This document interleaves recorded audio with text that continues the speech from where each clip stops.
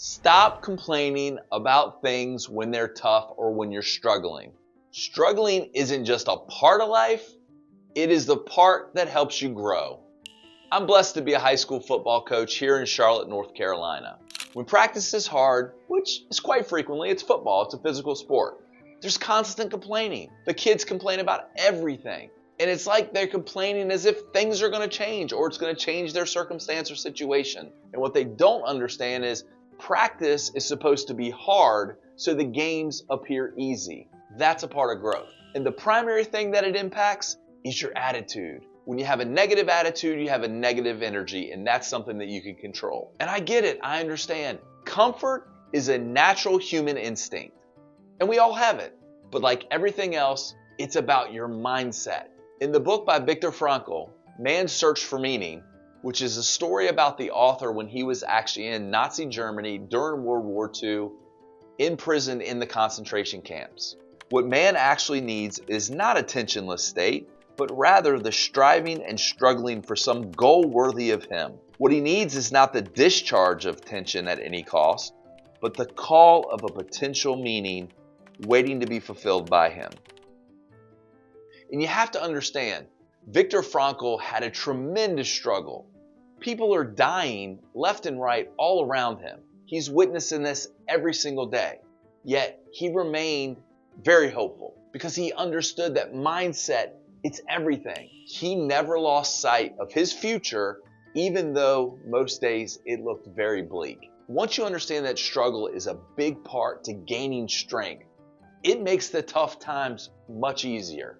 I can remember hanging out with my grandfather as a kid, and he lived in a rural area in Virginia where he had a horse, several chickens, and a rooster. And I remember one day he grabs me and says, "Hey, let's go to the barn."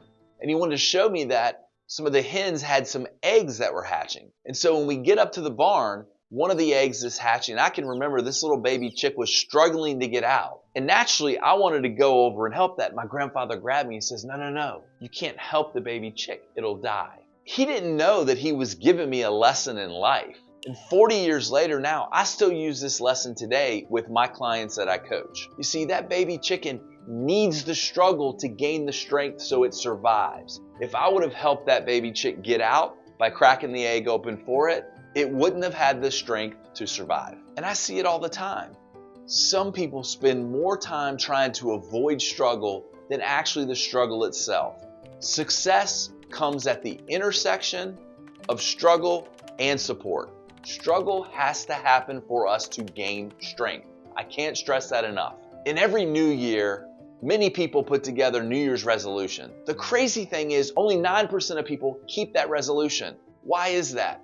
Because what they committed to is tough. There are obstacles, there's challenges. And you know what? It's easier to choose comfort. At some point in life, you're going to pay the price. You can either choose to pay it now and work through the struggles, or pay it later in some cases when it's too late to make the change. Be a part of the 9%.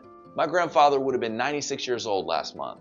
And I know he'd be really proud to know that something that he taught me is a lesson that I teach and I use with all of my clients.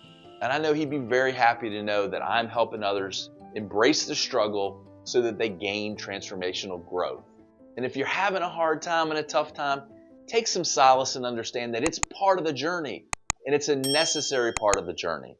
Please subscribe and share my YouTube channel where all things will be leadership and personal development.